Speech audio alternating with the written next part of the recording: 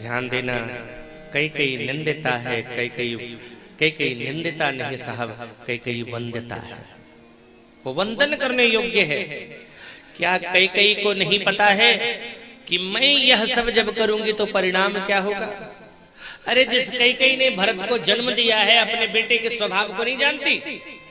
जिस पति से इतना प्रेम करती है तो पति का प्रेम किसके प्रति ज्यादा है ये नहीं जानती?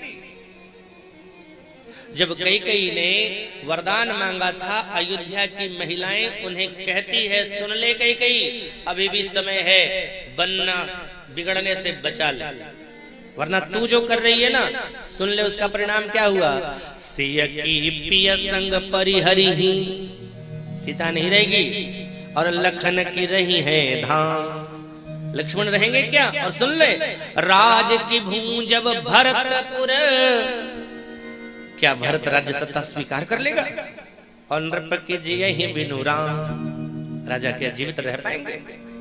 तो कई कई ये सब जानती है, जीवित राजा रह नहीं पाएंगे, मेरा बेटा सत्ता स्वीकार नहीं करेगा, लक्ष्मण भी नहीं रहेंगे, सीता भी नहीं रहेगी, फिर भी यह कर रही है। तो पद्म पुराण की उस घटना की पुष्टि होती है कि भगवान ने शायद कसम दिलवा रखा था कि आपको ये करना है, जो प्रतिज्ञा दिलवाई थी उसको पूरा किया।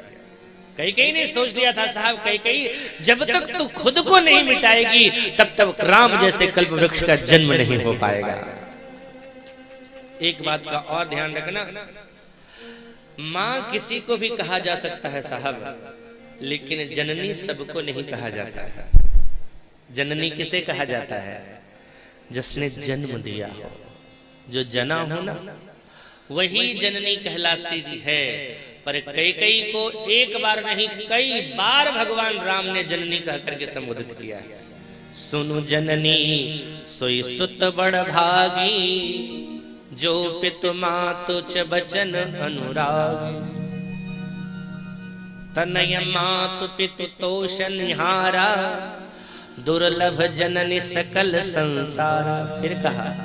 फिर कहा मुनि जन मिलन विशेष बन सबहि भांति हित मोर, और तिहि मह पितुआय सुबहुरी सम्मत जननी। तो कई बार राम ने कई कई को जननी कह के संबोधित किया है।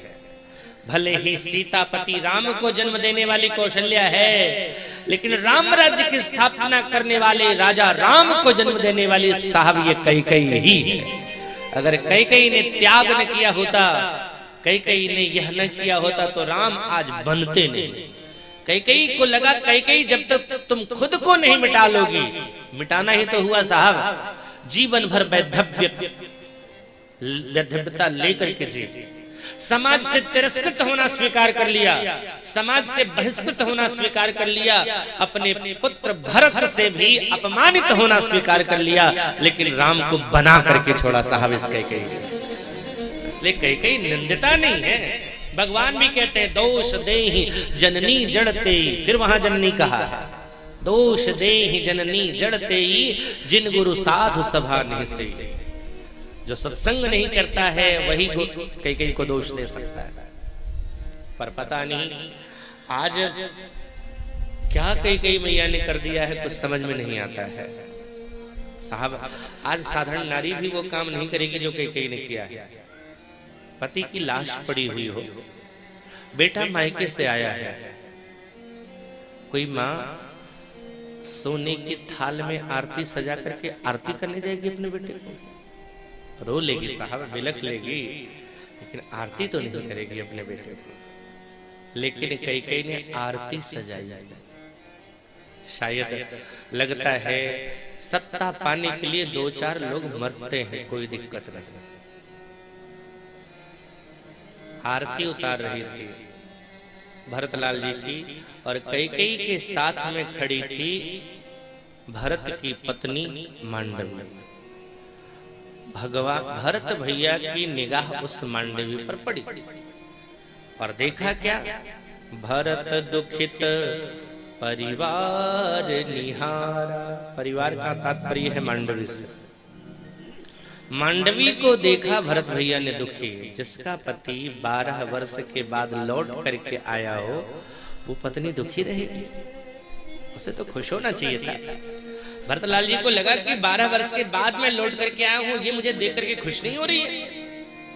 तो इशारे से पूछा क्या हुआ? कांप गई मांडवी साहब, क्या मैं बोलूं अपने पति से। श्री राम का वनगमन हुआ और राम के वनगमन की बात आकर के महाराज सुमंत ने मेरे ससुर से कहा तो मेरी सास विधवा हो गई। अगर मैंने प्रभु का वनगमन सुना दिया तो डर है कहीं मैं ही विधवा न हो जाऊं। कांप गई, कुछ बोली नहीं, आंखें डबडबा गई। और जब मंडवी को देखा इस स्थिति में तो इनका चेहरा उदास हो गया। और भरत का जब चेहरा उदास हुआ सो कई ने देखा कि भरत उदास है, सो तुरंत ध्यान आ गया कि हमारे नैहर में सब कुछ तो ठीक है ना। पूछती नैहर कुशल हमारे, यहाँ इतना सारा विरोध सारा करके अब पूछ रही है नैहर में सब कुशल है, क्यों तू रो रहा है, क्यों दुखी है? भरत भैया ने कहा मैया वहां सब कुशल है, यहाँ बता क्या हो रहा है अयोध्या, क्या है ये?